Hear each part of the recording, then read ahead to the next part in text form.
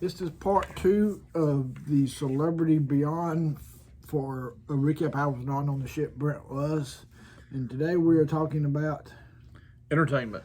And to me, even though I wasn't there, this was the one thing that I did not know what to project or how this was. And I think you were kind of the same way. Yeah, the same way. I mean, it was good. Was it as, lively as, some of the ones with Family Feud or Disney characters or such as Shrek coming down the ship? None of that stuff. So, none of that. But, I mean, it was probably the coolest theater I've ever seen on a cruise ship. I mean, and we'll put the pictures and the video that we took up. Like the screen wrapped around the theater. The theater was circular. Had a balcony, and it had a, regular sitting area. It was sort of elevated and, had a bar. Probably made it easier to find a seat, like a good seat. Cause yeah. More front row seats, probably. Yeah, we never had trouble with, even if there was a bar area, not like a bar for drinks, but just a bar type high chair area to sit there, and never had a problem getting a seat, even if we had to sit there. But yeah, no, the theater was really cool. The TV screen would even come in apart, and it would the people would come out and it was a very cool experience in the theater. I've never, with the graphics on the television was second to none. And that was the main theater, I guess. The main theater, yeah, yeah, and it was really, really good,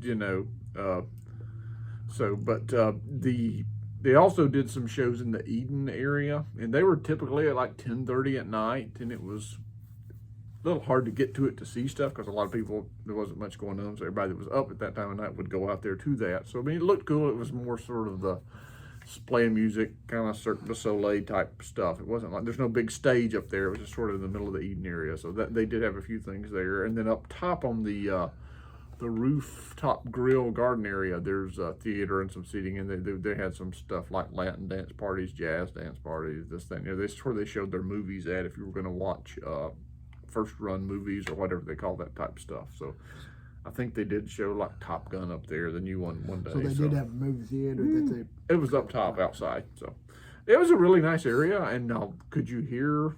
I'm not sure, didn't try that, but when we were at the dance parties, I had no problems hearing. So maybe you could hear the theater good too. And I don't know how cool it was, but when the ship was moving at night and the sun went down, I assume it would have been a little chilly up there that time of year. So somewhere along last way in my notes, I've got things a little turned around. I've put my food notes there in with that. But as far as entertainment goes, the special entertainer was a guy named Matt Johnson, who was apparently on like America's Got Talent Britain or something like that. So he was a magician /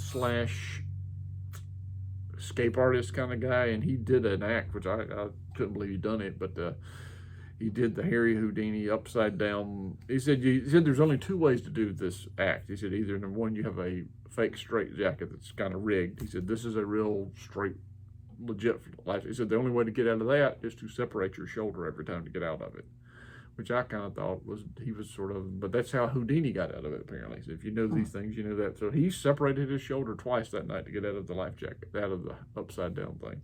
You could hear him when he done it. Then he popped it back in place when he got on the ground.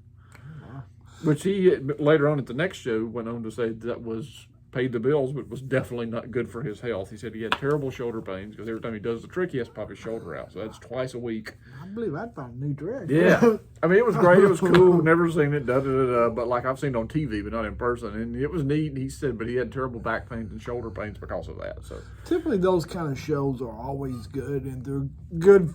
And like they cover a wide range of people, card tricks, and I mean, it's a pretty generic thing that everybody can enjoy. So it's a good cruise ship show. I mean, did we participate in everything? Some of the shows were kind of jazzy, big band music, which is not our thing. We did participate in those, but like the cruise director, he was his name was. We put his picture. I have it up right here. Luigi, was his name. Really nice fella. Met people very well, very personable.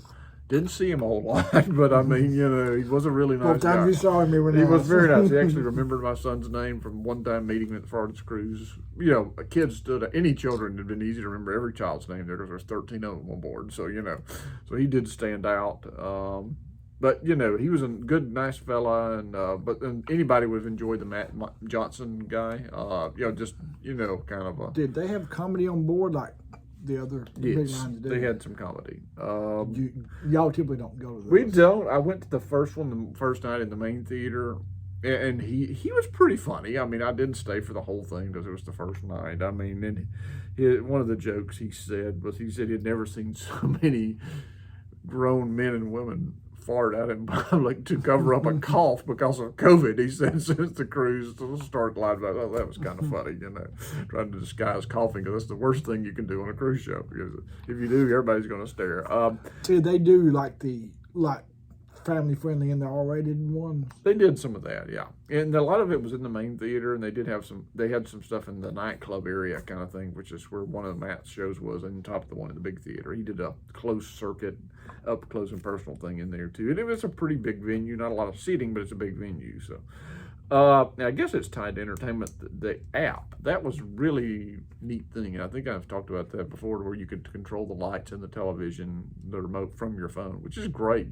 Just to have that convenience. It was and you can do all your show bookings, look at your menus. So you have to. No, not show bookings. You look at your times, your planners on it, and stuff like that to know when you want to go. No, you didn't have to book it, but maybe it was a crowd thing. But you could look at your menus.